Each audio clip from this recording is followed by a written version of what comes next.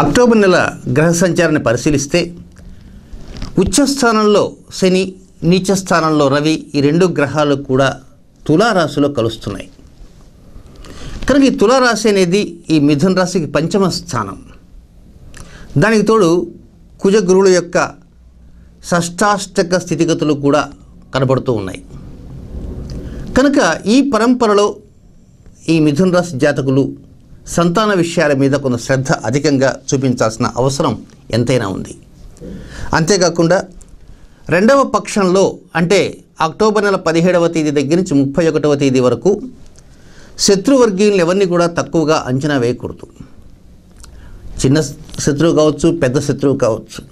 ఒక్కొక్కసారి మీరు మాట్లాడేటప్పుడు ఒక్కొక్కసారి అవతల వారిని విమర్శించి ఉండుంటే వారు మనసులో ఆ సమయానికి ఏమి అనుకోకపోయినా లోపల మాత్రం మనసులో ఏదో ఒక అభిప్రాయం అంటూ ఉంటుంది. అంటే అతని శత్రువుగానే మనం భావించాల్సిన అవసరం ఉందని కూడా గ్రహించాలి. అలాగే సంతానానికి సంబంధించిన అంశాల వరకు వారికి ఎవరైనా శత్రువులు లాంటి వారు ఎవరైనా ఉన్నారా, మనకు తెలియకుండా సంతానానికి శత్రువులు ఉన్నారా అనే విషయంలో కూడా కొంచెం అబ్జర్వ్ చేయాలి. గర్భవతులకి ఈ డెలివరీ అయిన తర్వాత జన్మించినటువంటి సంతానం ఉంటుంది కనుక ఆ సంతాన వివరాల్లో కూడా కొన్ని జాగ్రత్తలు అంటూ తీసుకుంటూ ఉండాలి. ఆరోగ్యరీత్యా కొన్ని డాక్టర్ల యొక్క సలహాలు కూడా తీసుకుంటూ ఉండాలి. శత్రువుల మీద ఏ విధంగా అయితే మనకు ఒక అవగాహన ఉంటుందో అదేవిధంగా పావులు కూడా జాగ్రత్త కదుపుతూ ఉండాలి. ఈ జీవిత చదరంగంలో పావుల్ని చాలా జాగ్రత్తగా కలపాలి. ఒక్కొక్కసారి ఆలోచన ఒక చోట ఉండి ఆచరణ మరొక చోట ఉంటే అది సమస్యాత్మకంగా ఉంటుందని కూడా గుర్తుంచుకోవాలి. 14వ తేదీ, 21వ తేదీ, 30వ తేదీ ఈ 3 రోజుల్లో కూడా మీరు ఎవరికైతే మీరు డబ్బు ఇవ్వాల్సి ఉందో, రుణం ఇవ్వాల్సి ఉందో వారికి నిజమైనటువంటి వాస్తవమైనటువంటి నిర్ణయాలను తెలియజేయండి. రేపు రండి, ఈ వారంలో ఇస్తాం, ఈ నెలాఖరులో ఇస్తాం, వచ్చే 5వ తారీఖు ఇస్తాం అని ఏదో రకరకములుగా మనకు వచ్చేటువంటి డబ్బు వచ్చినా రాకపోయినా ఒక నిర్ణీతమైనటువంటి డేట్ని వారు అడిగినప్పుడు మనం ఏదో ఆ సమయానికి కొంత ఉపశాంతి కలుగుతుందనే ఉద్దేశంతో ఒక డేట్ చెప్పేసి వారిని పంపించేయటం అనేది సహజ ధోరణిలో అందరికీ ఉంటుంటుంది.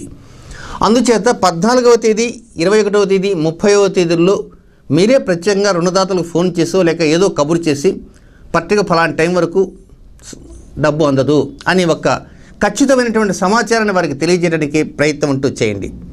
అలాగే పూర్ణిమ రోజున, పూర్ణిమ ముందు రోజు, పూర్ణిమ వెనుక రోజు, అలాగే అమావాస్య రోజు, అమావాస్య ముందు రోజు, అమావాస్య వెనుక రోజు, ఈ రోజుల్లో అంటే పూర్ణిమ ముందు వెనక, అమావాస్య ముందు రోజు వెనుక రోజు, ఈ రోజులలో ఏం చేస్తారంటే తెలుపు రంగు బట్టల్ని తప్పకుండా ధరించడానికి ప్రయత్నం చేయండి. తెలుపు రంగు బట్టల్ని ధరించండి. ఫుల్ వైట్ అక్కర్లే, కనీసం ప్యాంటు కానీ షర్ట్ కానీ. అలాగే స్త్రీలు కూడా ఏదో శారీ కానీ లేక జాకెట్ కానీ ఏదో ఒకటి తెలుపు రంగు ధరించడానికే ప్రయత్నం అంటూ చేస్తే పరోక్షంగా మంచి అనుకూల పరిస్థితులు అంటూ వస్తుంటాయి. 8వ తేదీన చంద్రగ్రహణం సంభవిస్తుంది, అక్టోబర్ 8. ఈ చంద్రగ్రహణ ప్రభావం ఏ రాశుల మీద దాని ప్రభావం అంటూ ఉండదు కనుక భయం చెందాల్సినటువంటి అవసరం లేనేలేదు. ఆ 8వ తేదీ శరత్ పౌర్ణమి, ఆశ్వీజ పూర్ణిమ, శరద్ ఋతువులో వచ్చేటువంటి పూర్ణిమ కనుక ఆ పూర్ణిమ ప్రభావం, ఆ చంద్రగ్రహణ ప్రభావం రాశులపైన ఎక్కడా ఉండనే ఉండదు, నక్షత్రాలపైన అంతకంటే ఉండదు. ఇక 3వ ఆదివారం అంటే 19వ తేదీ, 4వ శుక్రవారం అంటే 24వ తేదీ, 19వ తేదీ, 24వ తేదీ ఈ మిథున రాశిలో ఉన్న జాతకులు అందరూ కూడా ఎలాంటి నియమాలు లేకుండా మౌనం పాటించడానికి ప్రయత్నం చేయండి. 3వ ఆదివారం, 4వ శుక్రవారం అంటే 3వ ఆదివారం అంటే 19 సాయంత్రం 4:30 to 6. ఇక 4వ శుక్రవారం అంటే 24వ తేదీ ఉదయం 10:30 నుంచి 12 గంటల వరకు ఉన్నటువంటి రాహుకాల సమయంలో ఎలాంటి ప్రత్యేక నియమాలు కూడా అవసరం లేదు. మౌనం పాటిస్తూ ఉంటే దానివలన పరోక్షంగా అద్భుతమైనటువంటి లబ్ధి కలుగుతుంది అని చెప్పడంలో అతిశయోక్తి ఎంత మాత్రం లేదు. ఇక నక్షత్ర వైజ్ ఫలితాలు చూస్తే మృగశిర నక్షత్ర 3, 4 పాదాల్లో జన్మించిన జాతకులకి విశేష వ్యక్తుల యొక్క పరిచయాలు లభ్యమవుతాయి. వారి ద్వారా కొన్ని ప్రయోజనాలు కూడా చేకూరుతుంటాయి. ఇక వివాహం కాకుండా ఉన్నటువంటి వారికి మంచి శుభవార్తలు ఉంటాయి, వివాహ యోగం కూడా వచ్చేస్తుంది. ఇక ఆశించినటువంటి లబ్ధి రెండవ పక్షంలో లభిస్తుంది. ఈ లబ్ధి అనేది ఆర్థికపరంగా ఉండొచ్చు, లేదా వ్యవహారంగా ఉండొచ్చు, లేకపోతే మీరు కొన్ని పరిష్కారం కానటువంటి సమస్యలు ఏవైతే ఉంటే ఆ సమస్యలు పరిష్కారం అయిన కారణంగా కూడా లబ్ధి అనేది జరుగుతూ ఉంటుంది. సో ఏది ఏమైనప్పటికీ కూడా మృగశిర నక్షత్రం 3, 4 పాదాల్లో జన్మించిన జాతకులు 14వ తేదీ మంగళవారం ఆరుద్ర నక్షత్రం మధ్యాహ్నం రాహుకాలం 3 గంటల నుంచి 4 గంటల 30 నిమిషాల వరకు ఉంటుంది కనుక ఆ సమయంలో కునుకు నిద్ర కూడా వద్దు, నిద్ర కూడా అసలు పోకండి. వీలైనంత వరకు మంచి నిర్ణయాలు తీసుకోవడానికి ప్రయత్నం చేయండి. ఆ సమయంలో అది రాహుకాలము, మంచి నిర్ణయాలు తీసుకోవడానికి ప్రయత్నం చేయండి. 14వ తేదీ మంగళవారం ఆరుద్ర నక్షత్రం వచ్చిన రోజున మృగశిర నక్షత్రం 3, 4 పాదాల వారు. ఇక ఆరుద్ర నక్షత్రంలో జాతకులకి బంధువులతో కొంత ఐక్యత పెరుగుతుంది. వారి ద్వారా కొంత బంధు ప్రీతి కూడా పొందగలుగుతారు. తద్వారా వారితో కొన్ని నిర్ణయాలు చేపట్టిన కారణంగా కూడా ఆదాయ వనరులను పెంచుకోవడానికి కూడా అవకాశం ఉంటుంది. ఇక అక్టోబర్ నెల 17వ తేదీ నుంచి 31వ తేదీ దాకా ఉన్నటువంటి సమయంలో కొన్ని సందర్భాల్లో విజయ బావుటాన్ని కూడా ఎగరవేస్తారు. అయితే సంతాన విషయాల్లో మాత్రం కొంత అశాంతి వాతావరణం కనపడుతూ ఉంది కనుక సంతానానికి సంబంధించినటువంటి అంశాల మీద దృష్టి అధికంగా ఉంచండి. ఒకవేళ ఏదైనా అనారోగ్యం లాంటిది ఉంటే ముందు జాగ్రత్త చర్యగా వైద్యం సంప్రదింపులు చేయడానికి కూడా ప్రయత్నం చేయండి. సొంత వైద్యానికి మాత్రం ప్రాధాన్యత ఇవ్వకండి. అలాగే ఆ సంతానానికి సంబంధించినటువంటి ఉద్యోగ వ్యవహారాలు కావచ్చు, లేకపోతే ఇతర విద్యా వ్యవహారాలు కావచ్చు, లేక ఆ సంతానానికి సంబంధించి ఎవరైనా శత్రుగణం ఏదైనా విజృంభిస్తుందా వారు చెప్పకపోవచ్చు కనుక వారిని కూడా అడిగి దానికి తగిన విధంగా స్పందించి తగినటువంటి నిర్ణయాలు తీసుకోవడానికి కూడా ప్రయత్నం చేయాలి ఆరుద్ర నక్షత్ర జాతకులు. అయితే 23వ తేదీ దీపావళి పండుగ, దీపావళి అమావాస్య. ఆ రోజున గురువారం మధ్యాహ్నం 1:30 నుంచి 3 గంటల వరకు ఉన్నటువంటి రాహుకాల సమయంలో ఈ ఆరుద్ర నక్షత్ర జాతకులు ప్రత్యేకంగా సంతోషంగా ఎదుటివారితో మాట్లాడటానికి ప్రయత్నం చేయండి. ఆ సంతోషం అనేటువంటిది తెచ్చిపెట్టుకోవడానికి కూడా ప్రయత్నం చేయండి. ఆరుద్ర నక్షత్ర జాతకులు 23వ తేదీ దీపావళి అమావాస్య పర్వదినం మధ్యాహ్నం రాహుకాలం 1:30 నుంచి 3 గంటల వరకు ఉన్నటువంటి సమయంలోని గుర్తుంచుకోవాలి.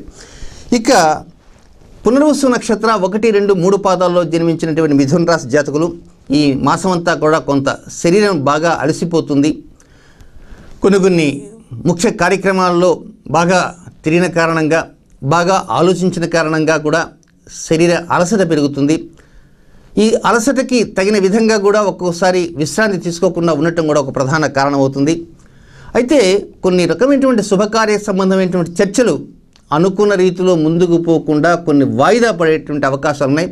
అయ్యో శుభకార్య సంబంధమైనటువంటి చర్చలు వాయిదా పడుతున్నాయి అనేటువంటి దిగులు పడకండి. ఒక విధంగా పరోక్షంగా వాయిదా పట్టడం అనేది మేలు కలుగుతుంది అనేటువంటి రీతిలో మాత్రమే ఊహించడానికి ప్రయత్నం చేయండి. చేసేటువంటి ఉద్యోగంలో కానీ, వ్యాపారంలో కానీ, వ్యవహారంలో కానీ, లేక స్వయం వృత్తుల్లో కానీ చిన్నపాటి లోపాలు అనేటువంటి 7వ తేదీ దగ్గర నుంచి 16వ తేదీ మధ్యకాలంలో ఉన్నాయి. 7 నుంచి 16 మధ్యకాలంలోనే అలాంటి లోపాలు ఉన్నాయి కనుక ఆ లోపాలని సవరించుకోవడానికి, అది సవరించడానికి అనుకూలంగానే ఉంటాయి ఆ లోపాలు కనుక ఆ సవరణకు యోగ్యంగా ఉన్నాయి కనుక ఆ లోపాలని కొంత సవరించుకోవడానికి కూడా ప్రయత్నం చేయండి. అలాగే పునర్వసు నక్షత్ర 1, 2, 3 పాదాలు జన్మించిన జాతకులకి కొంత వీపు ఏదో ఒక పెయిన్ అనేటువంటిది 7వ తేదీ నుంచి 16వ తేదీ మధ్య వీపు వెనుక భాగం కూడా అప్పుడప్పుడు స్వల్పంగా కొంత నొప్పి రావటం కానీ, లేకపోతే ఎక్కువసేపు పడుకుందామని కానీ అనిపిస్తుంటుంది. అంటే త్రిప్పట వల్ల ఈ విధంగా పెయిన్ వస్తుందని మాత్రం అనుకోకండి. కొంత వైద్యుని సంప్రదించడానికే ప్రయత్నం చేయండి. ఏదో పెయిన్ ఎక్కువగా ఉందని చెప్పి పెయిన్ బాంబ్ లాంటిది రాయకండి. కొంత వైద్య నిర్ణయాలు తీసుకోవడానికే ప్రయత్నం చేయండి. అయితే 24వ తేదీ శుక్రవారం మాత్రం పూర్తిగా అనుకూల పరిస్థితులన్నీ కూడా వస్తాయి. అంతే 24వ తేదీ శుక్రవారం రాహుకాలం ఉదయం 10:30 నుంచి 12 గంటల వరకు ఉన్నటువంటి రాహుకాల సమయంలో ఈ పునర్వసు నక్షత్ర మొదటి 3 పాదాల్లో జన్మించిన జాతకులు తీపి పదార్థాన్ని తినడానికి ప్రయత్నం చేయండి. మొత్తం మీద ఆశించినంత ఫలితాలు అనేటువంటివి ఈ నెలలో అందరికీ లేకపోయినప్పటికీ మిథున రాశి వారికి కొన్ని జాగ్రత్తలు, ఇలాంటి చిన్న పరిహారాలు చేసుకుంటూ ఉంటే పరోక్షంగా మేలైనటువంటి ఫలితాలు కలుగుతాయనేది ఆశిద్దాం.